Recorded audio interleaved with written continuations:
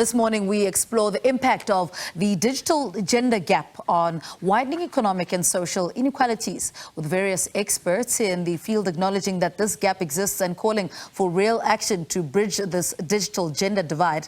And now, Tshego Bokaba is CSI Manager at Momentum Metropolitan, and she says that real action needs to be taken to close the gender gap for good. Well, she's on Zoom to tell us more. Tshego, a very good morning to you. A warm welcome to Morning Live. I mean, speak to us about the stats rather that reveal women currently making up less than 1/3 of the global workforce in technology-related fields.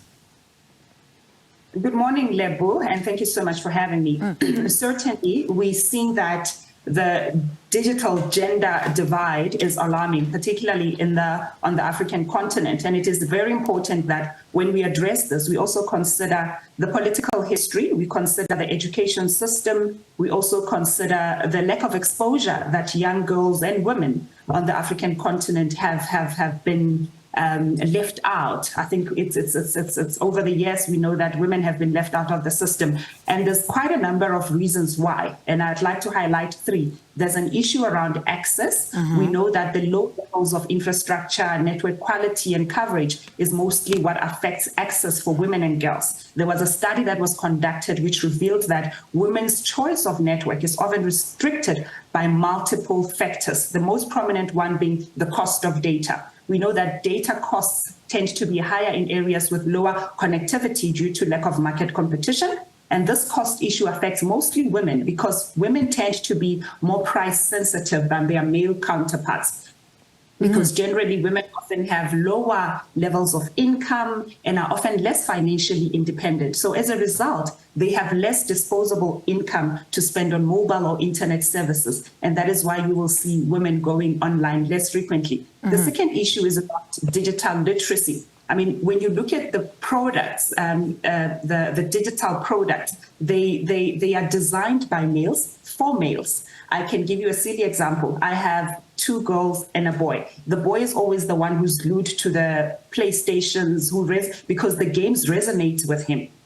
He feels confident to engage with that, but the girls actually don't feel confident because there wasn't any participation by females in developing and designing these digital products, the digital services. And that's why you will find that females and girls don't feel confident in engaging with digital technologies. And there's also an issue around safety online. We know that online harassment from strangers, such as unsolicited messages, cyberbullying, cyber stalking, unsolicited sexual messages, or non-consensual sharing of intimate photos affect girls and women mostly. And that's why you feel that women and girls don't really feel safe around the use of internet. And what would you say are the current efforts that have been made to close the digital gender gap? And are they even making a dent in that space? So there's quite a number of initiatives, both by government, the NPO sector, and as well as corporate South Africa.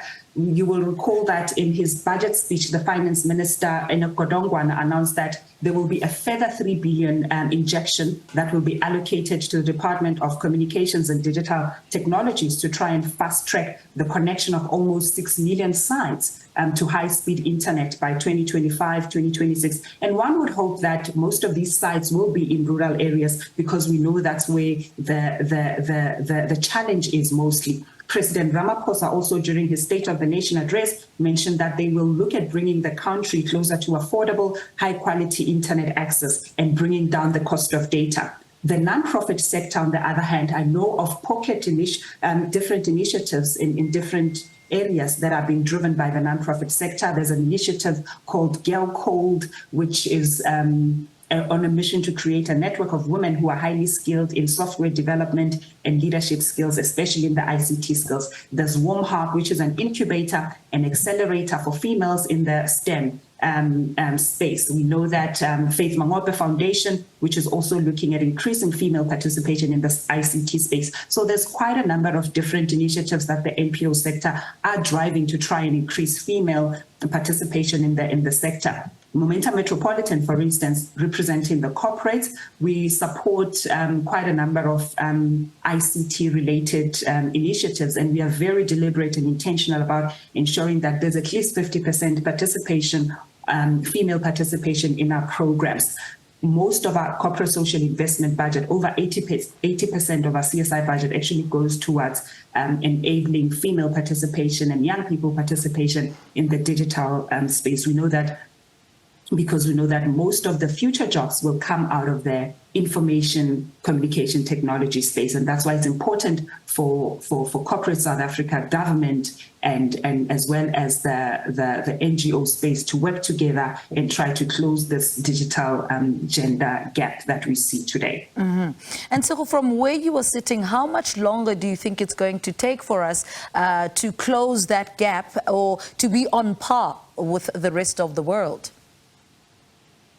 It's not going to be an easy gap to close. It's really going to require us to have a coordinated policy and action that can help narrow the digital divide. It's going to require us to work in an integrated manner and also learn from countries that are doing well, learn from the mistakes that they made so that we don't pay the school fees twice, to make sure that we learn from their mistakes and we don't repeat the mistakes that we made. It's really something that's going to take a number of years until we get it right. We know that even in the Sustainable Development Goals, in the National Development Plan, the government has set targets for South Africa as well as the continent, to the African continent, to achieve those targets. We know that, I mean, if I can just state a few facts, is that there was a research that was conducted which found that about 50% of boys will end up in ICT-related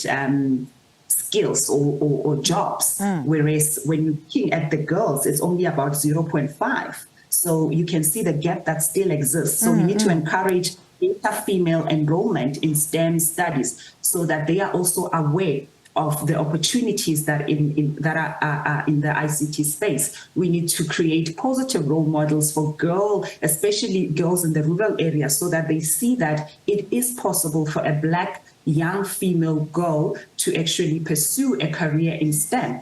If we can talk about entrepreneurship, for instance, we need to foster women's entrepreneurship and engagement in innovation, because women-owned startups only receive 23% less funding.